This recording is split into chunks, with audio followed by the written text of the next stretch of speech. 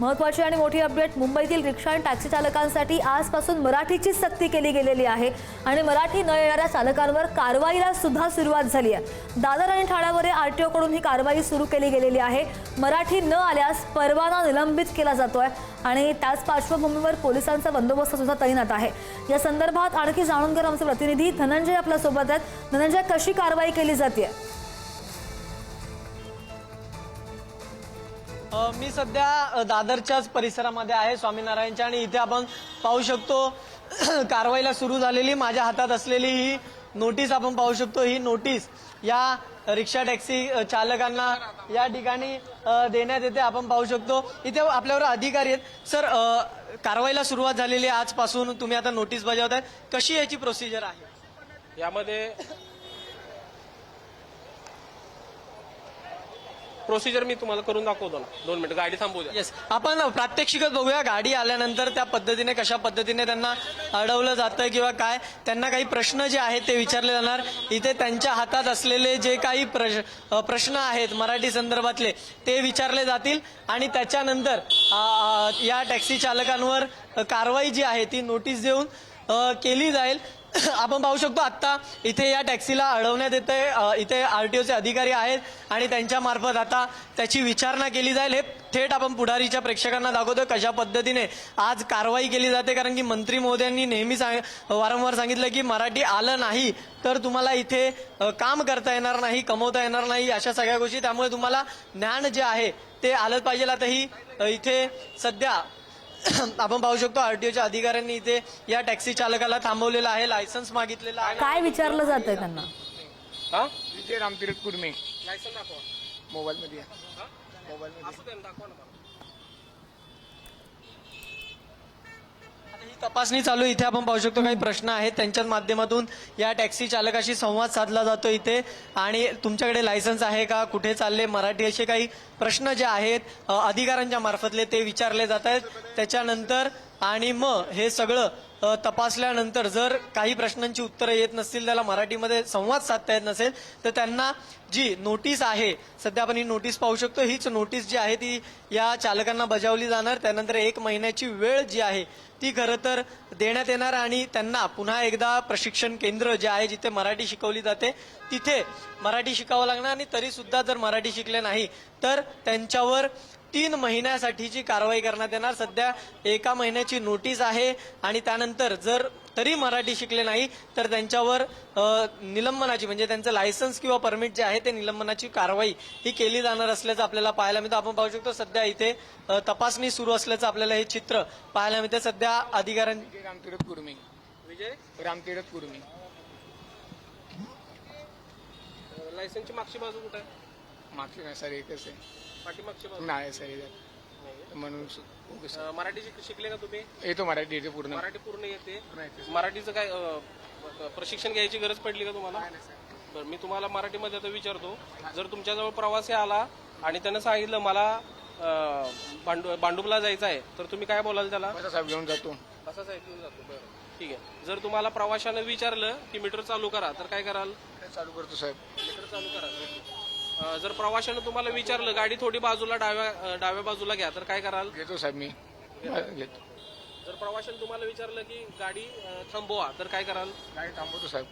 प्रवाशानं विचारलं पोहोचायला अशा पद्धतीची खरं तर कारवाई आहे, तपासणी आहे। कारवाई नाही म्हणता येणार याला, आजपासून तपासणी सुरू झाल्या असल्याचं आपण म्हणू शकतो। आणि इथे अनेक रिक्षा टॅक्सी चालक आहेत जे इथे येताना आपल्याला खरं तर पाहायला मिळतात। त्यांना ही नोटीस बजावली जाते 1 महिन्याची। इथे आरटीओचं जे भरारी पथक आहे ते पोहोचलेलं आपल्याला पाहायला मिळतं आणि या भरारी पथकाच्या माध्यमातून ही कारवाई सध्या सुरू असल्याचं चित्र जे आहे ते आपण या ठिकाणी पाहू शकतो। भरारी पथकाच्या 2 गाड्या इथे आपल्याला खरं तर पाहायला मिळतात आणि त्यांच्या माध्यमातून या टॅक्सी चालकांची इथे तपासणी केली जाते आणि त्यांच्यानंतर त्यांना 1 महिन्याची, जर त्यांना मराठी येत नसेल तर त्यांच्यावर कारवाई जी आहे ती केली जात असल्याचं चित्र सध्या आपल्याला इथे पाहायला मिळतं। आपण पाहू शकतो याच त्या 2 गाड्या आहेत ज्यामधून दादरला या भरारी पथकातून हे सगळे अधिकारी जे आहेत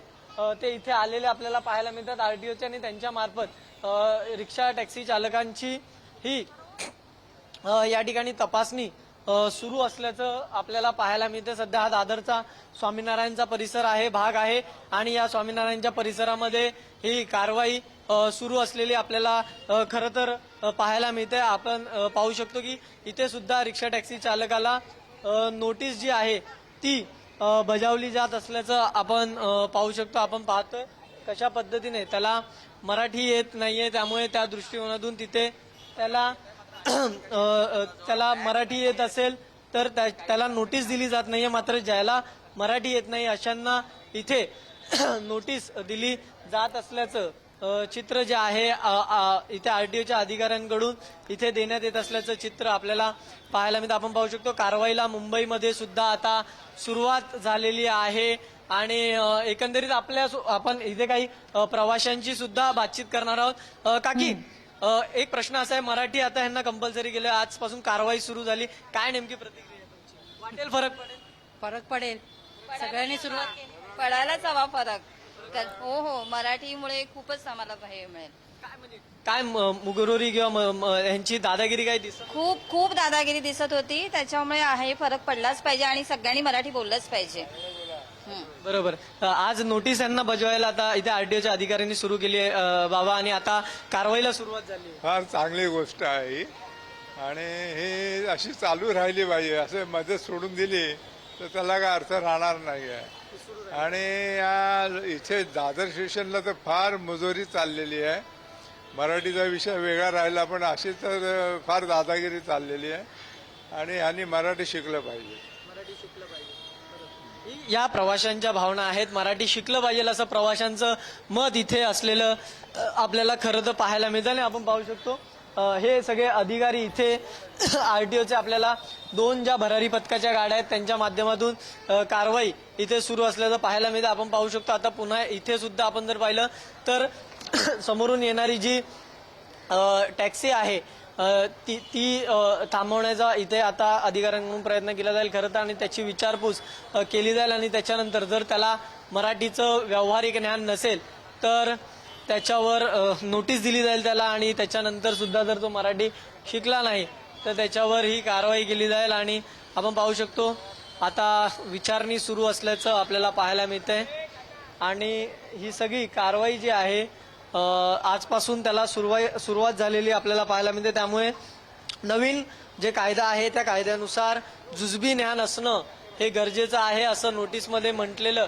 आपल्याला पाहायला मिळते. त्यामुळे नक्कीच आता या सगळ्यामध्ये आपण पाहतोय ही त्यांची ही परीक्षा आता या ठिकाणी सुरू असल्याचं पाहायला मिळतं. थेट आपण पाहतोय त्यांना मराठी येत असल्यामुळे त्यांना नोटीस नाहीये, मात्र ज्यांना व्यावहारिक ज्ञान नाहीये त्यांना इथे नोटीस बजावली जात असल्याचं चित्र आपल्याला खरं तर पाहायला मिळतं. त्यामुळे नक्कीच आपण जर पाहिलं तर इथे या गाड्या थांबवण्यात येत आहेत, त्यांची विचारपूस जी आहे ती इथे या माध्यमातून खरं तर केली जात असल्याचं दृश्य आपल्याला दादरच्या या संपूर्ण परिसरामध्ये पाहायला मिळते. त्यामुळे आता नक्कीच एक प्रश्न असा आहे की या सगळ्या कारवाईनंतर प्रवाशांची आपण प्रतिक्रिया घेतल्या, त्यांचं पण म्हणणं आहे की अशा पद्धतीची कारवाई व्हायला हवी आणि ही सातत्याने सुरू राहायला हवी. ही चांगली गोष्ट आहे. महाराष्ट्रात राहायचं तर मराठी आलं पाहिजे. धन्यवाद दिलेल्या सगळ्या सविस्तर अपडेटसाठी. मराठी न येणाऱ्या चालकांना नोटीस बजावणं सध्या सुरू आहे. या आरटीओच्या अधिकाऱ्यांकडून आपण पाहिलं 2 गाड्या त्यांच्या आलेल्या आहेत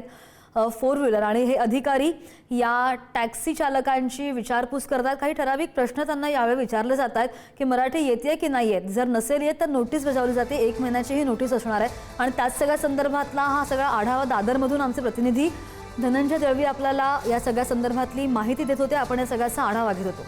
याकडे आपलं लक्ष असेल.